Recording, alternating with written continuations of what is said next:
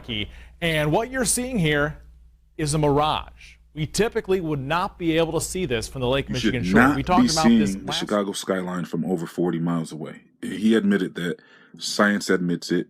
Everybody admits that you shouldn't be seeing the Chicago skyline from that far. Because according to globe earth math of 8 inches squared for every mile, the Chicago skyline should be over 1,000 feet below the curvature of the earth. So it's like if there was a hill, you can't see on the other side of the hill. You would have to go up the hill to see what's on the other side of the hill. You wouldn't be able to see it from, 40 miles away. So the meteorologist goes into this whole thing about how the warm air meets the cold air and it causes a mirage, and that's why you're seeing what you're seeing. And the flat earth community was not having that explanation. Now, your average person, they just listen to whatever some guy tells them on TV, whatever science tells them. Science tells you you're a monkey, you believe you're a monkey. Science says a rainbow exists because of this and that, well, then you believe them. Science tells you the sky is blue because of this and that, you believe them.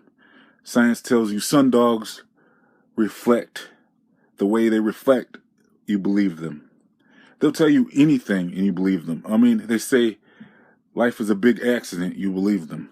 It's just some big explosion of particles that just happen to be there and they exploded and now you're alive. And then you believe them.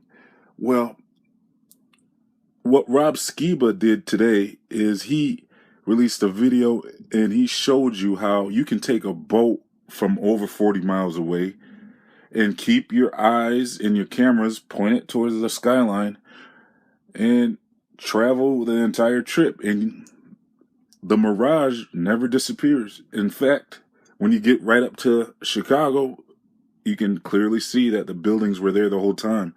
And it was not a mirage whatsoever. And on top of that, this was done in the summertime. So about that cold air meeting the warm air and it has to be perfect conditions for this to be a visible mirage, well, that's debunked as well because this was done in the summertime. So now you have to start questioning everything science is telling you because science has told you a lot of stuff and they are lying to you. Now, are they lying on purpose? Probably not. Do you think this meteorologist guy was trying to lie to you guys? No. It was just that he knows that you shouldn't be seeing the Chicago skyline from over 40 miles away due to us apparently being on a globe Earth. So that went against everything that he was taught. So, of course, the mind will try to find excuses for these things. That's why when I mentioned rainbows, sundogs, the sky being blue, and all that stuff, science always tries to find explanations for things they don't understand. I mean, they don't understand dreams or anything, really, and they always have these explanations. So, basically, you guys are listening to authority figures that put themselves in a position to tell people things, and then you guys buy it hook, line, and sinker, just like a fish would with a worm on it. So, it's time to really start thinking for yourselves, as I've been telling you guys for the longest. No more listening to these scientists and meteorologists just because they have a white lab coat or they're on TV with their combed hair. And just because they opened a book and read what the book says for explanations about whatever they want to provide evidence for does not make it true. Because the real evidence is what Rob Skiba did. And he jumped in a boat and filmed the entire trip. And you can see the Chicago skyline the whole trip. So now that's science. See, that's science because it's repeatable and it's observable.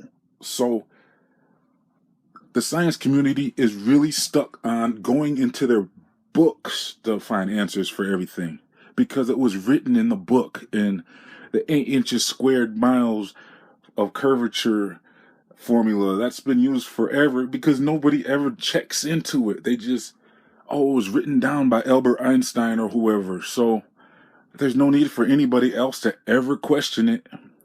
And that guy who invented evolution, they tell you you're monkeys. You guys don't question it. You guys feel like you evolved from an ape and you actually believe it. You don't question it. It's not repeatable or observable. It's just something that was written down in a book. And you guys are the first guys to say Christianity and religion is so wacko because we're believing things that was written in books. Well, the thing is, you guys are doing the same thing. And science is a religion. I hate to break it to you, but that's what it is. It's a religion. You guys don't question anything in those books.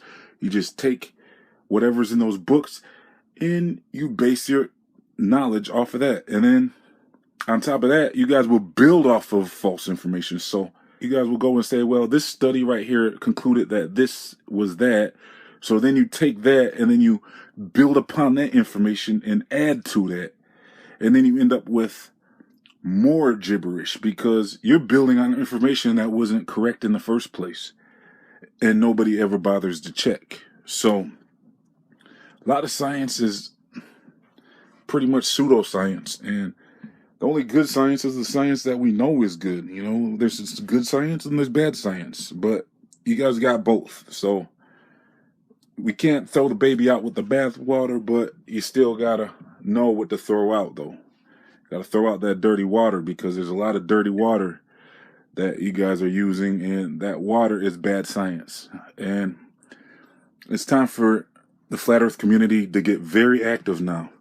Start unsubbing from Freeman and who else? Alex Jones, Dabu7.